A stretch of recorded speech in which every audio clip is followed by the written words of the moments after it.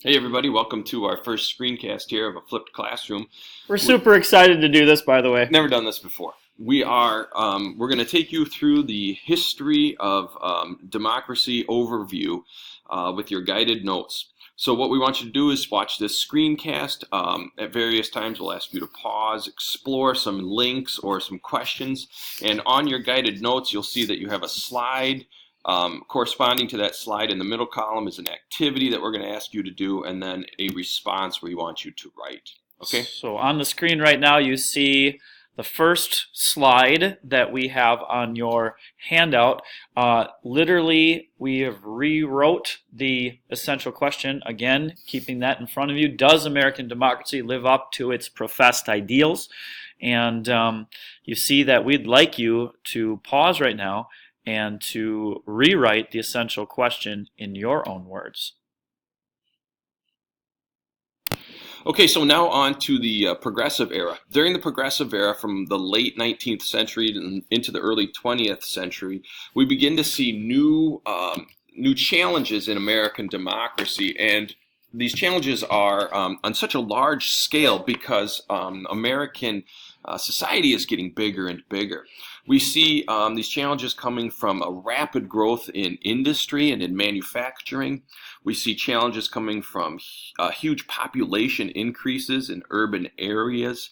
And we also see this coming from immigration and lots of new people coming, primarily from Eastern Europe, Southern Europe, and China in particular.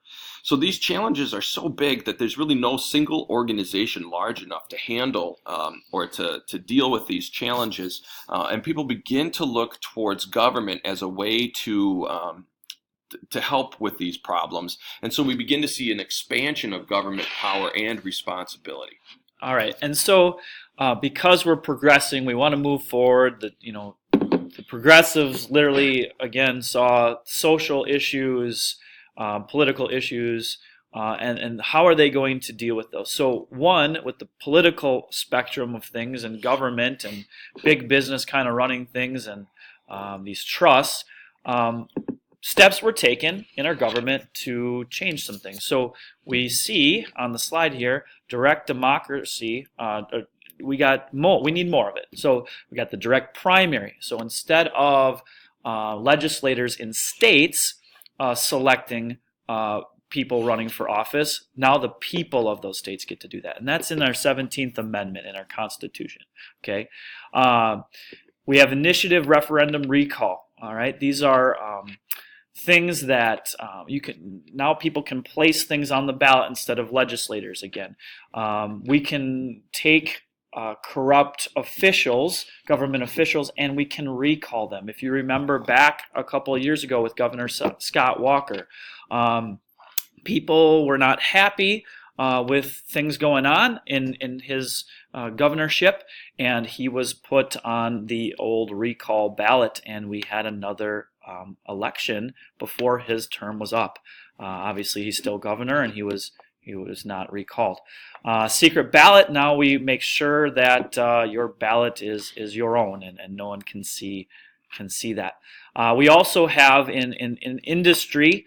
Consumer protection is going to be important. We had people called muckrakers who were journalists, photographers, people that were digging up issues and problems and exposing them so that the American people could see what they were. And then there was pressure on the government to change things, to make things better for its people. Things like the Pure Food and Drug Act and Meat Inspection Act.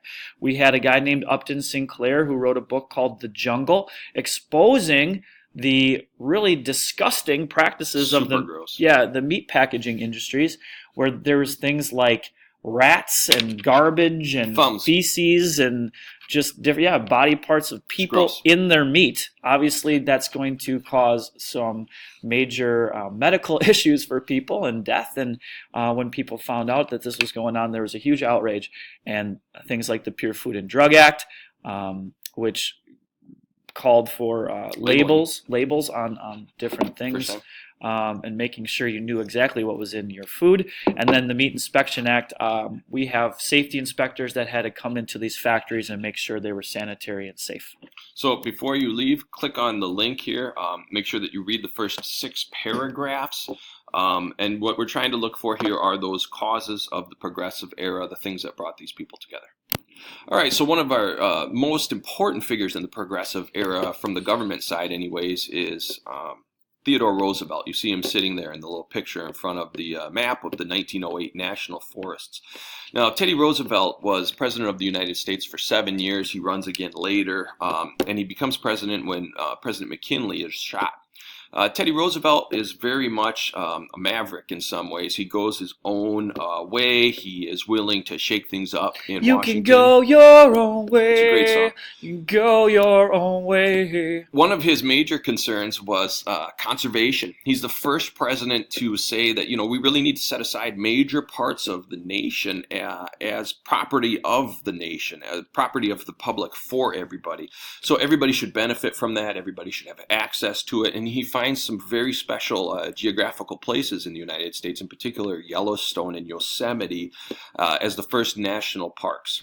Another thing he's very interested in is worker protection. He really believes that American workers should have an opportunity both to work and make money, but also then to live decent lives. The United States is generating huge amounts of wealth during this time period, and he believes that the workers should have some share in that wealth, not just the employers.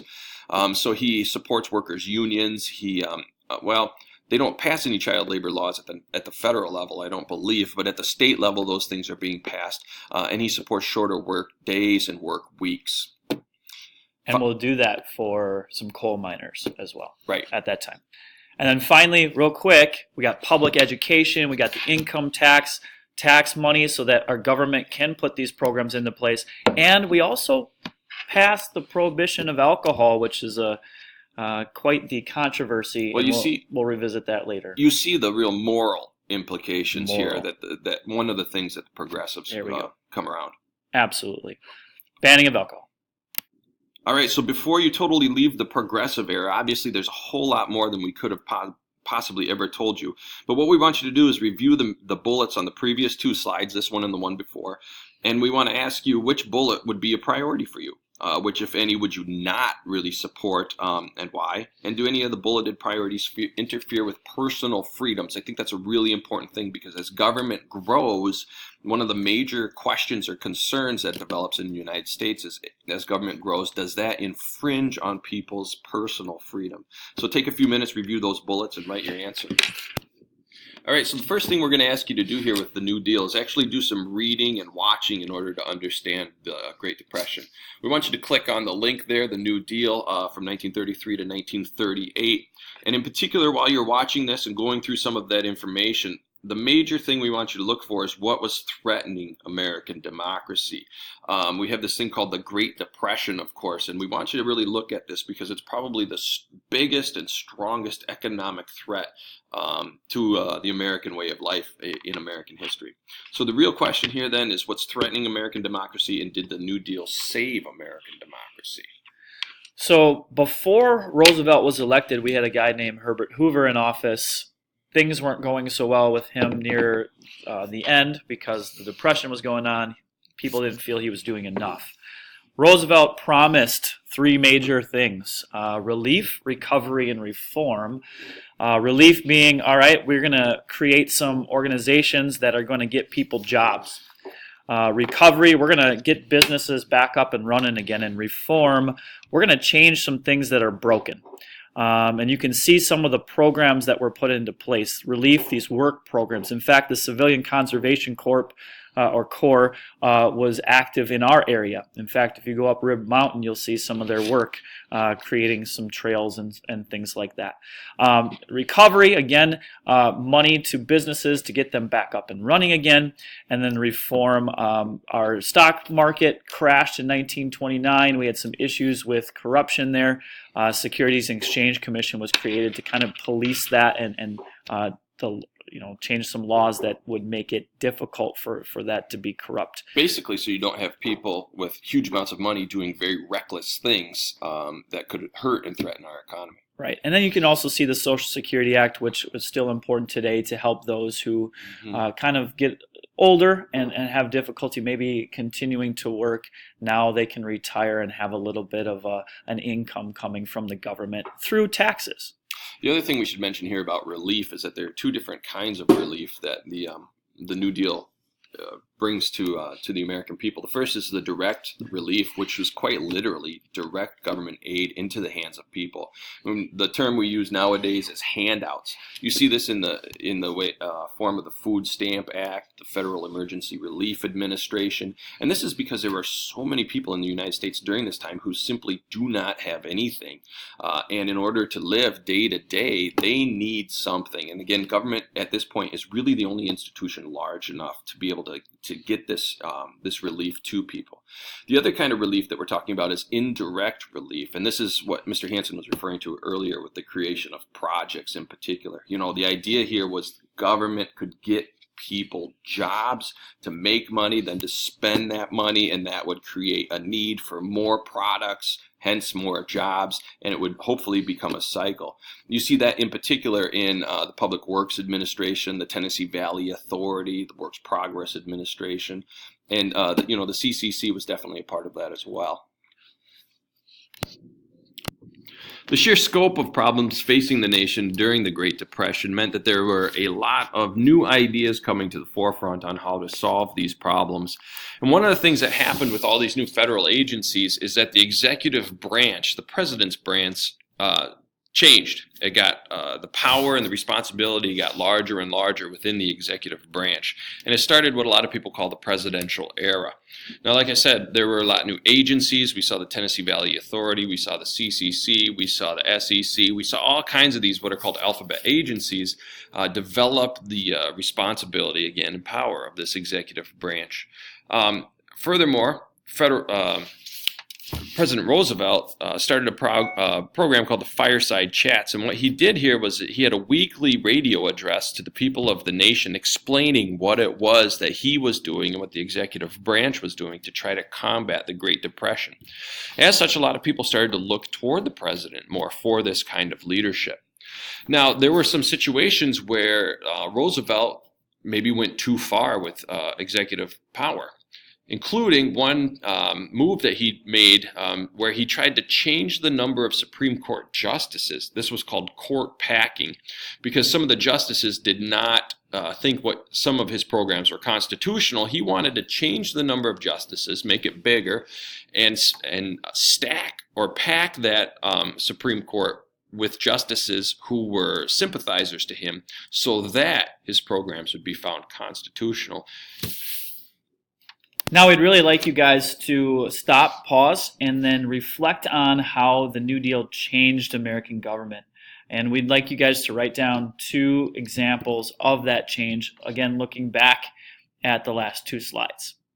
All right, ladies and gentlemen, now we move on to the war years. If you can see the time period there listed, we're looking at the 1917, which is post well, not post, it's actually World War I when we get involved with World War I, the U.S., into the 50s, which is right after World War II. And so, we want to see how did government's role change in relation to war. You can see a couple of ideas that we have there with conscription, which is a military draft. You can see the military-industrial complex, which we talked about in class the other day with our stations activity. And then we got some others, the interstate highway system and the GI Bill. And there's question marks by those.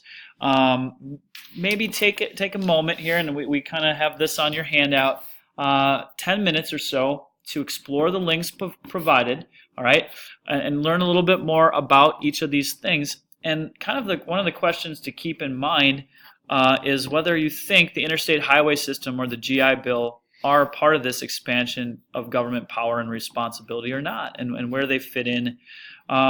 So we want you to read some things from the links and then write down some of the things that you looked at and you found interesting or fascinating, or things that you learned.